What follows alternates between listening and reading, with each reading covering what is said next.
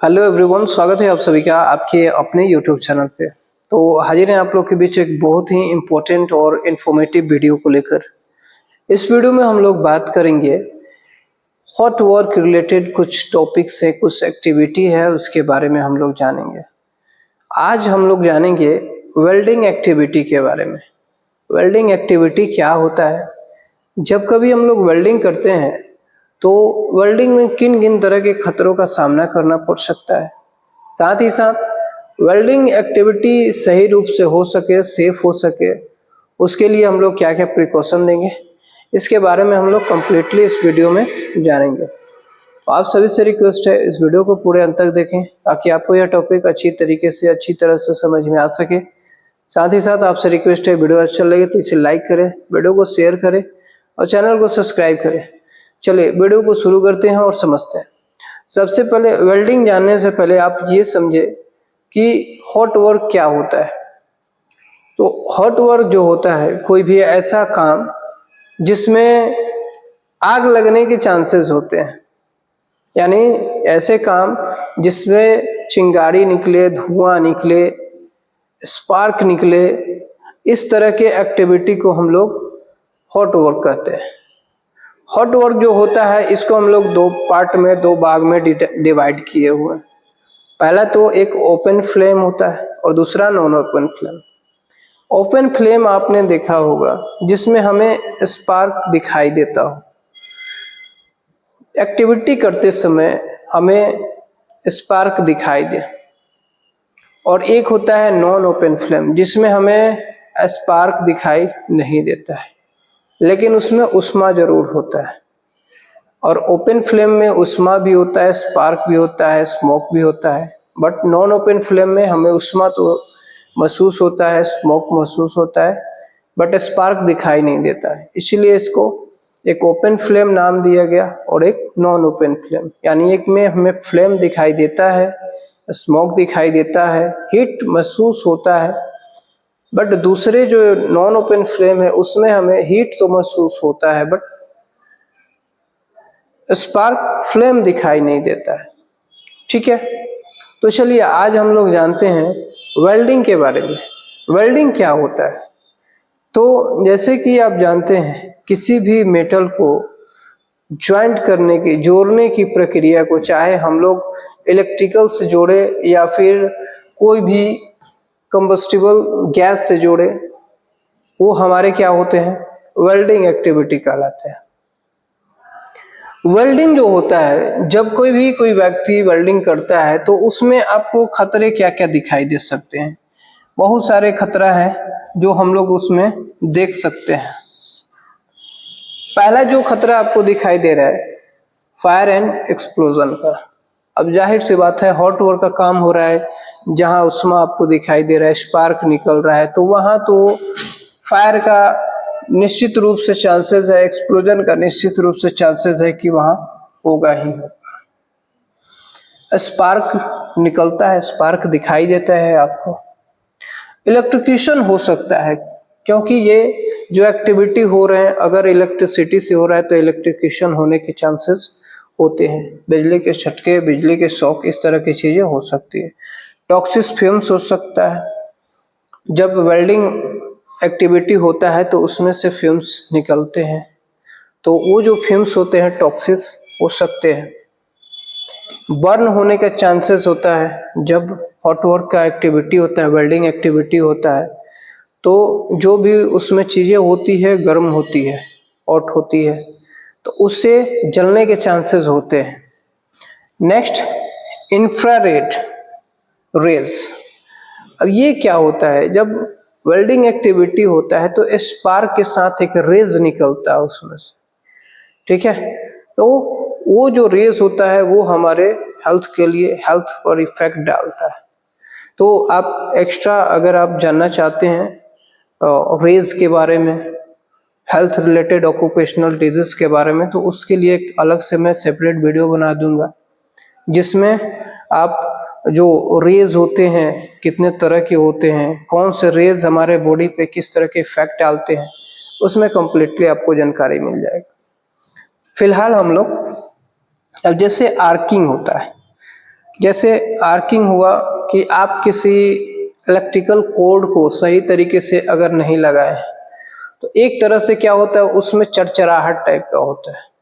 तो धीरे धीरे वही चरचराहट क्या होता है, फायर का रूप ले लेता है।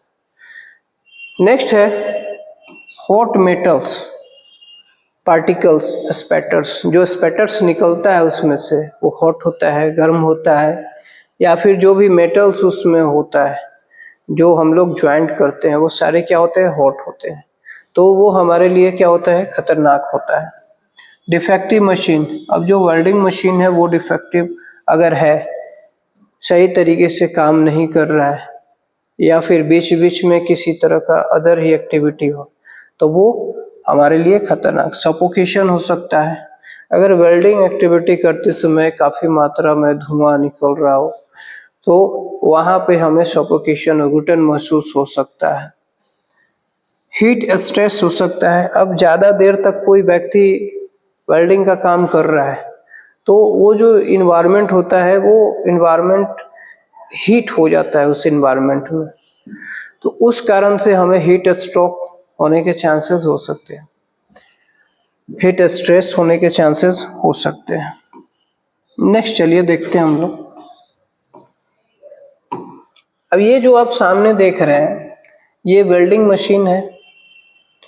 वेल्डिंग एक्टिविटी करते समय हम लोग एक पीपीज का यूज करते हैं, जॉब स्पेसिफिक पीपीज है जिसको हम लोग वेल्डिंग फेस शील्ड बोलते हैं। ये जो आपके सामने है, वेल्डिंग करते समय यही फेस शील्ड का यूज हम लोग करते हैं।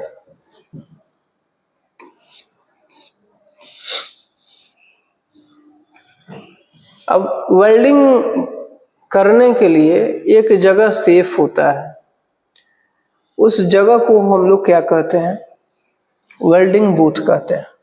ठीक है, तो वेल्डिंग बूथ जो है आप फायर ब्लैंकेट से बना सकते हैं या फिर कोई मेटल प्लेट का यूज करके इस तरह से आप बना सकते हैं। ठीक है,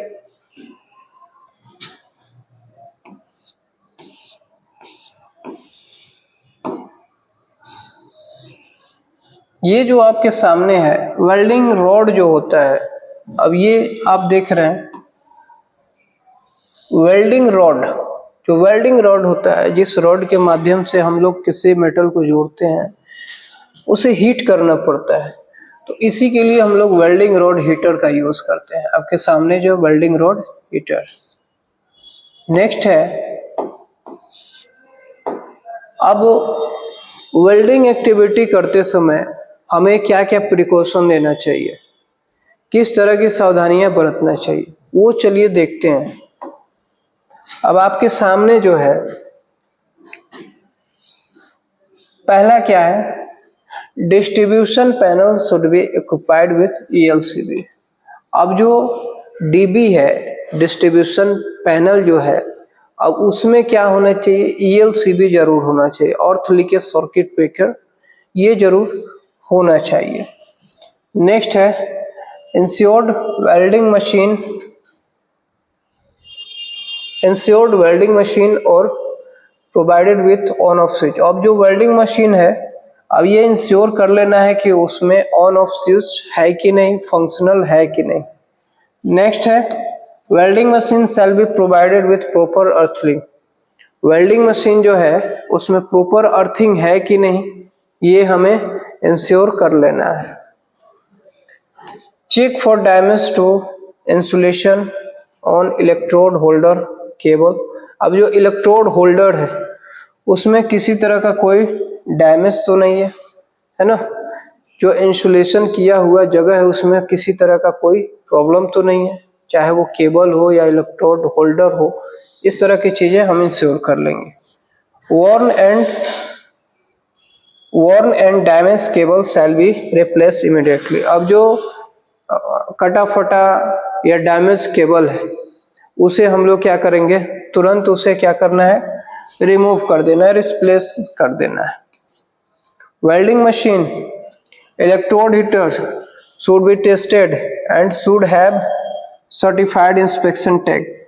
अब जो वेल्डिंग मशीन है, इलेक्ट्रोड हीटर है, वो क्या होना चाहिए, टेस्टेड होना चाहिए और उस पर प्रॉपर क्या होना चाहिए, इंस्पेक्शन टैग होना चाहिए। तो ये ध्यान में रखना है।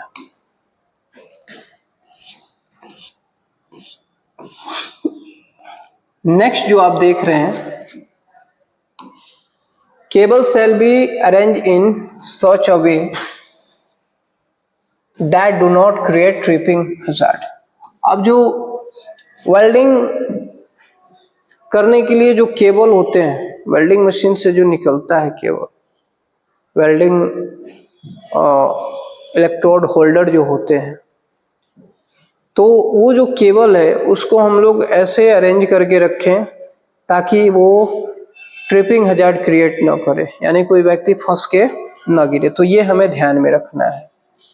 नेक्स्ट है, cable should be run over by any material handling trolley hydra. अब केबल जो है वो किसी ऐसे माध्यम से न जा रहा हो, जैसे कोई ट्रॉली के माध्यम से या फिर हाइड्रा के ऊपर से, है ना। अब ये जो केबल आपने रखा हुआ है, अब उसी पर से कोई हाइड्रा लेकर चला गया, कोई ट्रॉली लेकर चला गया, तो इस तरह की चीजें ना हो, ये हमें ध्यान रखना है।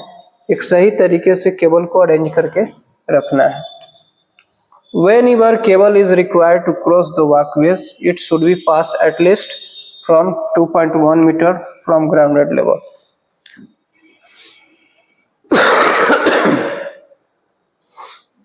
अगर जरूरत हो कि केबल को किसी रास्ता के माध्यम से गुजारा जाए, तो यह आप इंश्योर कर ले कि वो कम से कम 2.1 मीटर क्या होना चाहिए, ग्राउंडेड होना चाहिए, यानी 2.1 मीटर आप ग्राउंड लेवल से उसे ले जाए, ताकि जो केबल है उसमें किसी तरह का कोई डैमेज न आए।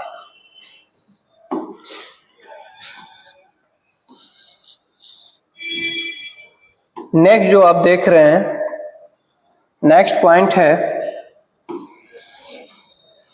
Welding machine should be covered to protect it from falling water due to rain और अदर हाइड्रो टेस्टिंग।